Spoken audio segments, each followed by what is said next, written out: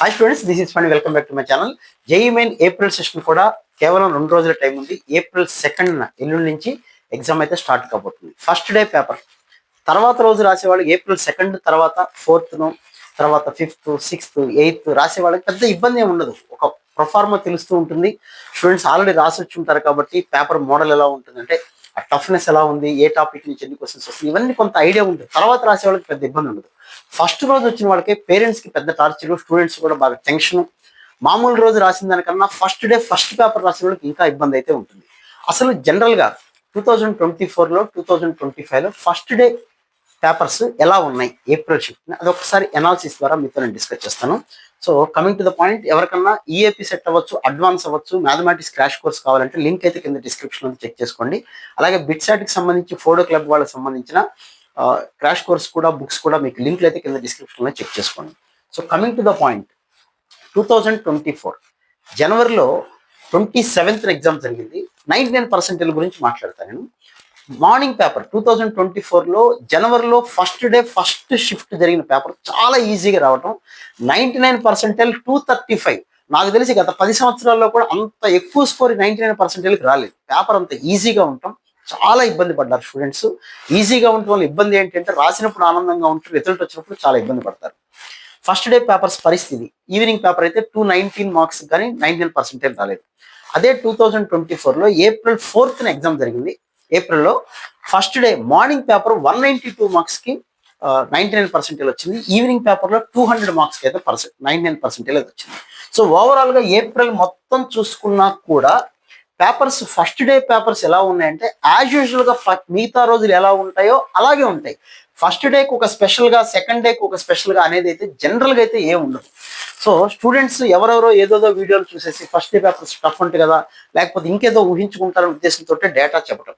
అలాగే 2025 last year జనవరి 22 first exam జరిగితే ఫస్ట్ రేజ్ పేపర్ మార్నింగ్ పేపర్ చాలా టఫ్గా వచ్చింది 158. ఈవినింగ్ పేపర్ కొంత బెటర్ పేపర్ వచ్చింది. వచ్చిన అన్ని పేపర్స్లో కల్లా కాస్త ఈజీ పేపర్ అని చెప్పొచ్చు జనవరిలో. బట్ వేరేజ్ ఏప్రిల్లో చూసినట్లయితే మార్నింగ్ పేపరు, ఈవినింగ్ పేపర్ పర్వాలేదు.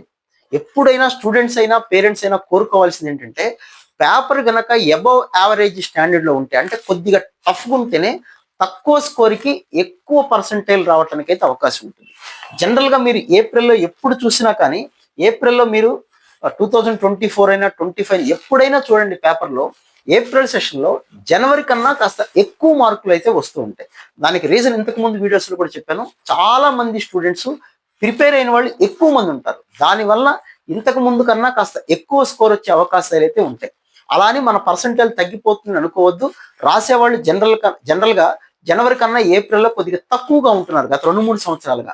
కాబట్టి స్టూడెంట్స్ గుర్తుపెట్టుకోండి, మీ కాన్సన్ట్రేషన్ అంతా ఎంతమంది రాస్తున్నారు ఏంటి అనే ఆలోచనల వైపు కాకుండా మీరు ఎంతసేపటికి టెన్షన్ పడకుండా, ఎగ్జామినేషన్ హాల్లో అస్సలు టెన్షన్ పడకుండా, అస్సలు టెన్షన్ పడ అని మనం చెబుతాం కానీ అది కుదరదు.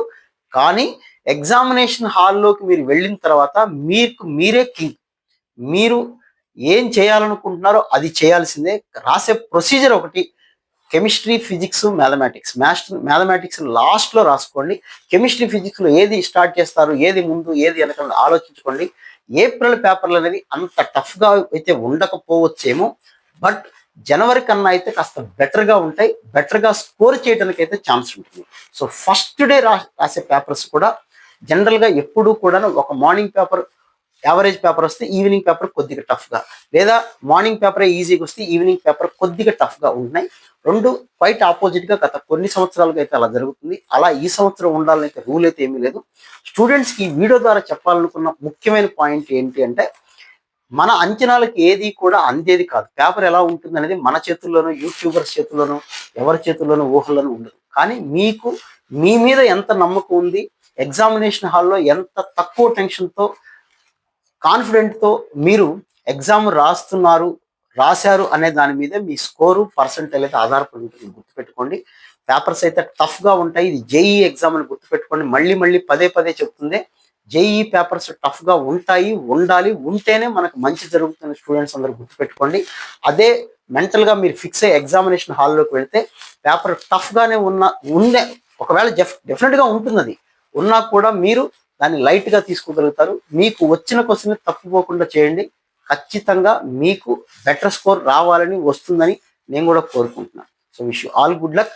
ఫస్ట్ రోజు రాసే స్టూడెంట్స్ వీలైనంతగా కాన్ఫిడెంట్గా ధైర్యంగా ఉండండి. మీ యొక్క ధైర్యమే మీకు స్కోర్ పెంచుతుంది, గుర్తుపెట్టుకోండి.